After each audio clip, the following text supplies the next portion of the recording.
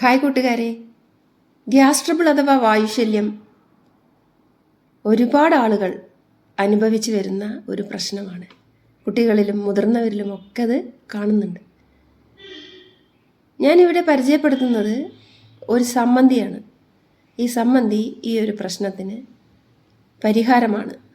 അപ്പോൾ അത് പരിചയപ്പെടുത്തും മുമ്പ് ഗ്യാസ് ട്രബിളിൻ്റെ കുറച്ച് കാര്യങ്ങൾ പറഞ്ഞു തരാം. അതോടൊപ്പം അതിന് പലതരം പരിഹാരങ്ങൾ അമ്മ ചെയ്യുന്നത് ഞാൻ കണ്ടിട്ടുണ്ട്. അതും കൂടി നിങ്ങളെ പരിചയപ്പെടുത്താം.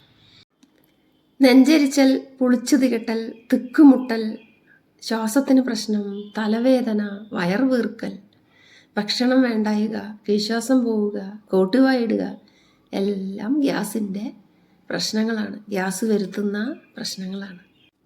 ഗോതമ്പ് കഴിക്കുമ്പോൾ ചിലർക്ക് ഉണ്ടാവും, ധാന്യങ്ങൾ കഴിക്കുമ്പോൾ ചിലർക്ക് ഗ്യാസ് ഉണ്ടാവും. കൂടാതെ ചില മരുന്നുകളുടെ ഉപയോഗം ഒന്നും കഴിക്കാതിരിക്കുമ്പോൾ ഒക്കെ ഈ ഗ്യാസ് ട്രബിൾ ഉണ്ടാകുന്നു.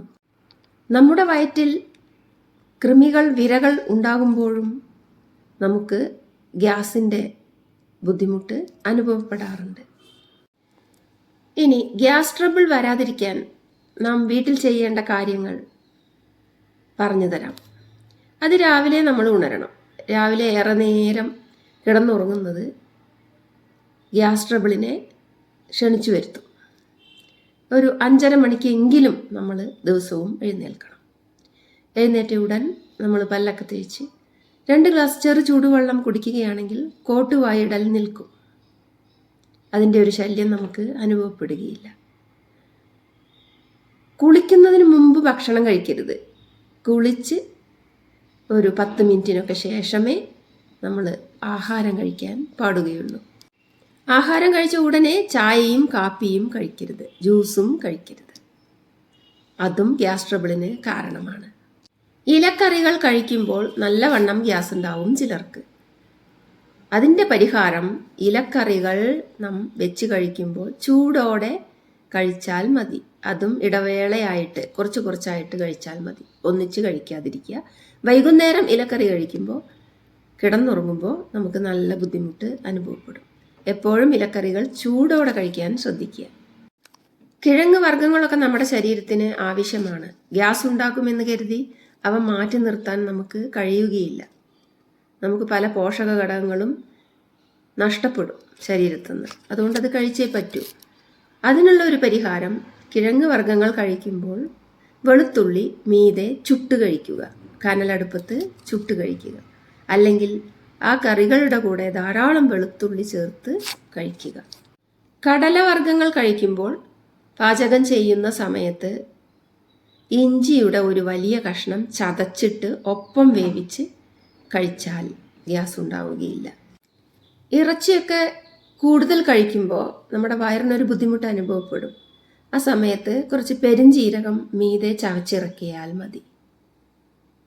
അല്ലെങ്കിൽ വെറ്റില നീര് ചവച്ചിറക്കിയാലും ആ ഒരു ബുദ്ധിമുട്ട് മാറിക്കിട്ടും.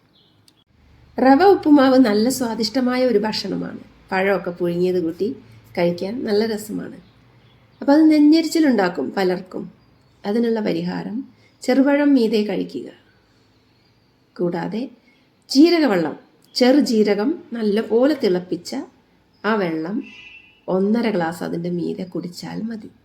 അതുമാത്രമല്ല, ഉപ്പുമാവിൻ്റെ ഒപ്പം ധാരാളം ഇഞ്ചിയും കറിവേപ്പിലയും കൂടി ചേർത്ത് ഉപ്പുമാവ് ഉണ്ടാക്കുക. ഭക്ഷണം കഴിക്കുമ്പോൾ ഇടയ്ക്കിടയ്ക്ക് വെള്ളം കുടിക്കരുത്. അപ്പോൾ അത് ദഹനശക്തിയെ ബാധിക്കുകയും നമുക്ക് ദഹിക്കാതെ കിടക്കുകയും ഗ്യാസ് ഉണ്ടാക്കുകയും ചെയ്യും. ഗ്യാസ് ആമാശയത്തിലും അതുപോലെ കുടലിലും 2 സ്ഥലത്തും ഗ്യാസ് ഉണ്ടാവാൻ സാധ്യതയുണ്ട്. വയറ്റിൽ വിര വരാതിരിക്കാൻ സമയാസമയങ്ങളിൽ ഡോക്ടറെ കാണുക. അത് ആ കോഴ്സ് പൂർത്തിയാക്കുക. കാരണം വിരയ്ക്ക് മരുന്ന് കഴിക്കുമ്പോൾ ആ വിര അപ്പോൾ നശിച്ചു പോകുമെങ്കിലും വിര ഒരാഴ്ച കഴിയുമ്പോൾ വീണ്ടും മുട്ടകൾ വിരിഞ്ഞുണ്ടാകും. അപ്പോൾ വീണ്ടും അതിൻ്റെ ശല്യമുണ്ടാവും. വിരയുടെ ആഹാരം രക്തമാണെന്നറിയുക. അപ്പോൾ വിരയെ നമ്മൾ വയറ്റിൽ നിന്നും തുരത്തണം. ഡോക്ടറുടെ ഉപദേശപ്രകാരം വിരമരുന്ന് കഴിക്കണം. അതും ഗ്യാസിന് ഒരു കാരണമാണ്. ആഹാര വസ്തുക്കൾ നല്ലപോലെ ചവച്ചരച്ച് കഴിക്കണം. നമ്മൾ ജോലിക്കൊക്കെ പോകുമ്പോൾ ധൃതി പിടിച്ച് കഴിച്ചു പോകും. അപ്പോൾ തന്നെ ഇടയ്ക്കിടയ്ക്ക് വെള്ളവും കുടിക്കും. ഇതും ഗ്യാസിന് കാരണമാകും. അപ്പോൾ സാവധാനമൊക്കെ ആഹാരം കഴിച്ചാൽ മതി. അതിനായിട്ട് കുറച്ച് സമയം നമ്മൾ കണ്ടെത്തണം. കുറച്ച് നേരത്തെ എണീറ്റ് കഴിഞ്ഞാൽ അതിനൊക്കെ സമയം ഉണ്ടാവുകയും ചെയ്യും. ഗ്യാസ് പോകാൻ ഏറ്റവും ഉത്തമമായ ഒരു മരുന്നാണ് നെയ്യ് നീക്കിയ, അതായത് വെണ്ണ നീക്കിയ മോരിൽ ഇഞ്ചി ചതച്ചിട്ട് കുടിക്കുന്നത്. കറുവേപ്പില കൂടി കുറച്ചിട്ടാൽ ഒന്നും കൂടി ഫലപ്രദമാണ്. വേനൽക്കാലത്ത് പ്രത്യേകിച്ച് സംഭാരമുണ്ടാക്കി കുടിക്കാൻ ശ്രദ്ധിക്കുമല്ലോ. കൂവപ്പൊടി നല്ല തണുപ്പുള്ള സാധനമാണ്. കൂവപ്പൊടി കുറച്ച് മതിയാകും. ഒരു 1/4 ടീസ്പൂണൊക്കെ ഇട്ട് വെള്ളം തിളപ്പിച്ച് കുടിക്കുന്നത് നല്ലതാണ്. വൈകുന്നേരങ്ങളിൽ പ്രത്യേകിച്ച് മൂത്രച്ചൂടൊക്കെ പോവാൻ ഉപകരിക്കും. കൂടാതെ ബാർലി വെള്ളം കുടിക്കുന്നത് നല്ലതാണ്. മല്ലി തിളപ്പിച്ച വെള്ളവും നല്ലതാണ്. പുതിനയിലയും മല്ലിയിലയും ഇട്ട് വെന്ത വെള്ളവും കുടിക്കുന്നത് നല്ലതാണ് ഗ്യാസ് പോകാൻ. കഞ്ഞിവെള്ളവും മോരും സമാസമം എടുത്ത് ഒരു നുള്ളുപ്പിട്ട് ചെറുചൂടുവെള്ളത്തിൽ കലക്കി അമ്മ തരും. അത് നല്ലൊരു മരുന്നാണ്. ഗ്യാസ് പോകാനും വയറിളക്ക രോഗങ്ങൾക്ക് വരെ ക്ഷീണമില്ലാതിരിക്കാനും ഒക്കെ അമ്മ തന്നിട്ടുള്ളൊരു മരുന്നാണത്.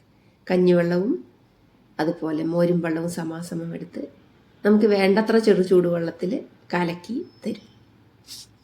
കട്ടി കൂടിയ പശുവും പാല് കുടിച്ചു കഴിഞ്ഞാൽ നമുക്ക് വയറ് സ്തംഭിച്ച് ഗ്യാസ് ഉണ്ടാക്കും.